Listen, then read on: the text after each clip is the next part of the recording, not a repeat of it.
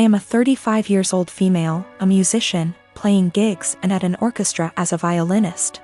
Rehearsals just resumed, so orchestra is my main source of income. ATM. My sister, she's 26, is a social worker, working 3 days a week, so minimal income, but she adores her job. I live in a small 2-bedroom apartment, both rooms around 9-10 square meters. Using the second room as a practice room / storage for my instruments, 3 violins, 2 guitars, a digital piano, a small drum kit, and other stuff. 4 months ago my sister broke up with her BF and I offered her my spare room, temporarily. I moved most of my stuff to the living room so I could fit a small bed in there. Sis moved in, but she asked me to move more stuff to the living room. I moved pretty much everything sans the piano, to the point where the living room became uninhabitable. Then she started complaining about my violin playing, saying it gave her headaches. I told her I couldn't stop the daily practice without risking my only steady income. The arguments got worse. She told me to play only when she wasn't home, but with her work schedule I couldn't afford that. I tried switching to the electric violin, but even that can be pretty loud, so it didn't help. Several times I reminded her this was only a temporary arrangement, but she didn't seem to hear me. 2 weeks ago I arrived home to finding my piano in the bathroom, near water and humidity, because my sis needed the space for her new double bed. When I told her she can't SRSLY expect me to store my piano there, she said, "Yeah, you will just have to sell it, I guess." I got so mad I told her she has 7 days to leave, but she didn't take me seriously. For a week I only talked to her to remind her how much time she has left, but she always laughed it off, told me to stop acting like a crazy person. When the deadline came I boxed up all her stuff while she was at work, booked an Airbnb bedsit close by and drove her stuff there. She was livid but couldn't do anything but take her new keys and stay there. The following week she kept calling me with an increasingly apologetic tone, saying she shouldn't have moved my piano or bought a bed. She promised she would put more effort into finding a new place. And by the end of the week I considered most of our issues at least addressed, so I drove to help her move back. But when I was carrying the first box down, she went, "I do hope you will at least stop with the violin this time." I absolutely refused to take more of that F******ing violin. I dropped the box, wished her good luck and left. Now, 2 days later, on one hand it feels like a huge overreaction to leave my own sister literally homeless because of an argument about the violin. I know she cannot afford to stay there, but on the other hand I have no plans to allow her back here, because I feel she would just continue crossing boundaries and never leave. I've had this crush on my coworker for a few months now, and it's really not good. We only see each other in passing, and he's only talked to me once about something work-related. Even though we don't talk, we do look at each other sometimes, so we notice each other's existence. He's very outgoing and friendly with other people on my team. He's also very attractive. I enjoy being around him, but I'm way too nervous to talk to him. Honestly, I basically just admire him from afar.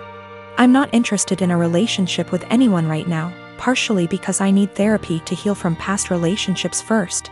So I'm definitely not trying to be together with him. I just like him. This wouldn't be so bad, except it's become unhealthy for me. Whenever he's around, I get so overwhelmed that it's difficult to concentrate on my work. Sometimes I have to walk away and take deep breaths to calm down. I just get so nervous and preoccupied with my thoughts. I realize this sounds ridiculous, it is. I also can't stop thinking about him. It seems like I spend the entire day looking forward to seeing him, then once he's gone I feel empty and sad. I recognize this is really unhealthy and potentially creepy. I work with some good friends and I genuinely enjoy their company. I also like my job a lot, so it's not that work is boring without him. I'm actually a very talkative and happy person with everyone else. I really want to get over these feelings because they're useless and only hurting me. To be honest, this isn't the first coworker I've felt this way about. At my last job, I also had a crush on my manager and it was on the same unhealthy level. So I feel like becoming fixated on people is a reoccurring problem, and I really would like to know how I can change this pattern. My best friend and I are quarantining at our apartment together. She's trans and has had trouble growing her hair out, so she wears wigs. She has some really cute ones in other colors that she wears for fun and stuff. But she has a standard everyday wig she wears most of the time. Lola never got the traditional girly childhood, so we've been making one for her in quarantine. We built a fort in the living room, have been making friendship bracelets, playing summer camp-style games. It's a lot of fun. Last week, Lola mentioned to me that she wanted to start a quarantine diary so that she could document her experiences for future generations. I actually thought it was really cool, and then we got on the topic of journaling and I told her about my first diary. One of those flismy lock diaries that every girl had as a kid. We bought matching ones as part of our Give Lola Her Childhood Back crusade. They took a little while coming in, but we got them on Friday. Saturday night, some of our friends from college decided to do an impromptu girls' night in. Lola was in the shower, so I answered the Zoom without her. Lola is not out to anybody at our college and I respect that. This is her fresh start and she has a right to decide when she wants to come out to these people, if at all. I know I wouldn't 100% trust some of the people at our school with something as personal as this. We were talking about what we've been doing in quarantine and I mentioned that we had gotten the diaries. I said it was for the nostalgia and they wanted to see the diaries. We left the box in Lola's room, so I went in to show them. Lola and I go into each other's rooms all the time, we're basically sisters to one another, and it's just about second nature. When we were younger, we had keys to each other's houses. I didn't think anything of it. I flipped the camera to show the diaries and didn't flip it back. I got distracted by a cute choker on her dresser and forgot that the camera was flipped back / there was anything to hide. They knew Lola has worn wigs out to parties / the club / etc., but her everyday wig was right out in plain view, and one of our nosier friends asked what the new wig was. I completely blue screened and someone else realized that it was Lola's hair. I genuinely had nothing to say.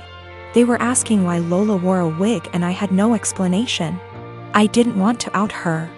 Someone else came to the conclusion that Lola must have cancer or alopecia or some other horrible thing that causes hair loss. They've decided that she was just too embarrassed to say, and they all started going on about poor Lola, etc. I just didn't know what to say and I said it wasn't my place to confirm / deny. I hung up and immediately told Lola. I apologized profusely, and I know how badly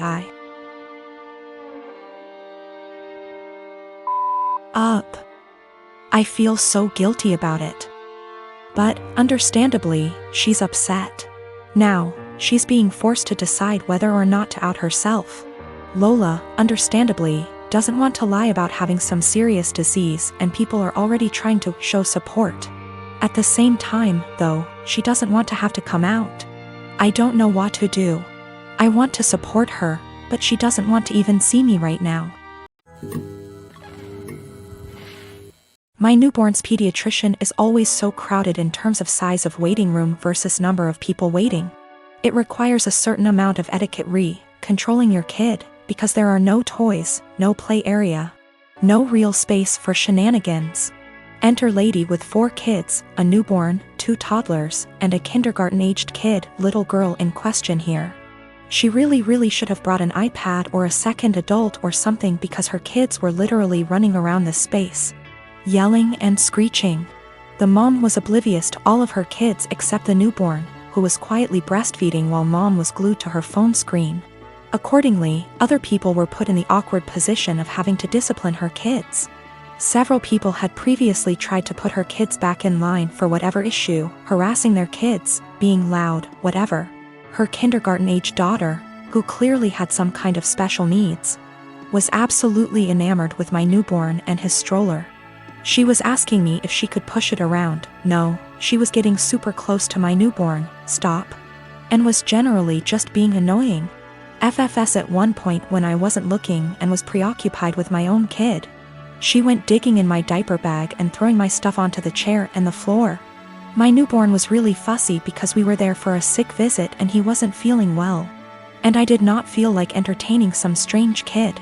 I tried being polite about it. Sweetie, where's your mommy? Points to mom, ma'am. Points to kid. The lady would call her kid back, but the kid just kept coming back to me. Rinse and repeat. I told her she needed to stay with her mom. Little punk says I don't wanna and keeps trying to touch my son, my stroller, our stuff. Finally, I'm trying to fix a bottle of formula while holding a screaming baby and listening to this little girl like a broken record.